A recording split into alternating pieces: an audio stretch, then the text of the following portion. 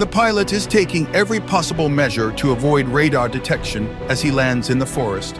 Based on the aircraft, it's evident that it has flown multiple times in similar regions in the past.